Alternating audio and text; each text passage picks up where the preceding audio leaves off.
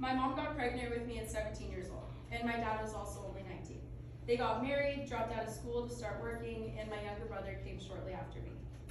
Our family lasted about 5 years before my parents got divorced. They were too young and naive to have made it work, and I began to split my time between the two houses. I went to a tiny Christian school from kindergarten to 8th grade, and I've been introduced to the faith from a very young age there. My grandparents would also always take us to church with them too, so they've also always guided me in my faith. I've always been involved in youth groups and went on church retreats, but I'd never been baptized, and it wasn't until I got older that my faith really expanded to another level. My dad had been an alcoholic for my whole life, but when I was younger, he was much more functional and was still able to be there for us kids. So time went on, and he remarried, and I was blessed with 2 more little siblings, and we have a really big age gap, like 8 or 9 years with them. Everything was going well, and we all knew he had a problem, but it wasn't so bad, so we let it slide.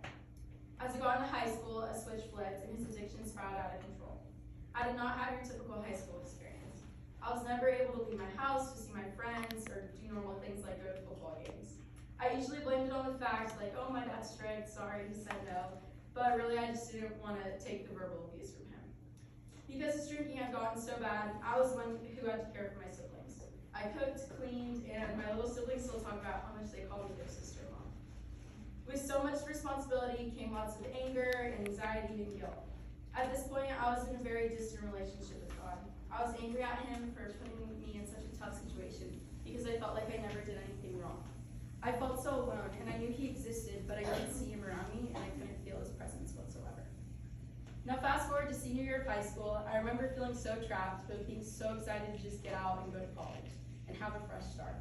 My hard work in school paid off, and I got into USC, and I was excited to finally have freedom and an excuse to get away from my family and just be able to visit them every once in a while. Instead, my dad's addiction got even worse than I imagined, and about 3 weeks before I left for school, he ended up becoming so depressed and physically hurt from alcohol that he was hospitalized multiple times, and my stepmom ended up separating from him because she could no longer take the abuse. So starting college was really hard for me.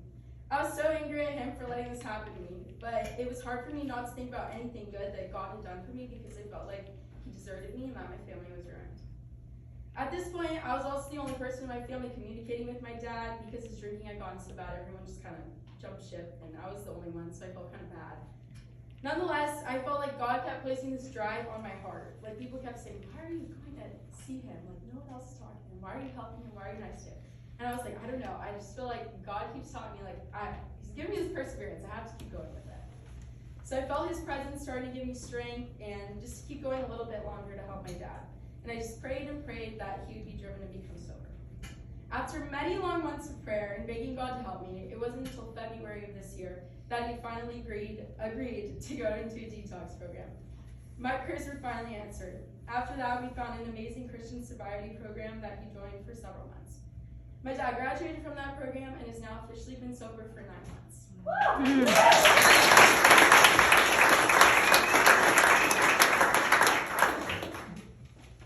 God has also brought my family back together and restored my dad and stepmom's marriage in a new light that's so much better than I could have ever imagined. Sorry guys, I told myself I wouldn't cry because I cried the whole time, I couldn't get away. Okay.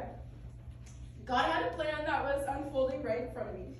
Even though I was so angry with him and I felt so hopeless in the thick of the storm, he was able to pick me up to be a vessel to not only transform my dad's life, but mine.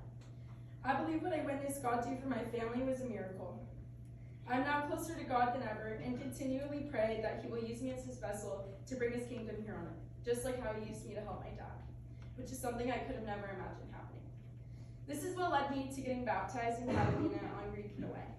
I felt like I could finally feel the realness and presence of God surrounding me and comforting me after witnessing this miraculous transformation in my family.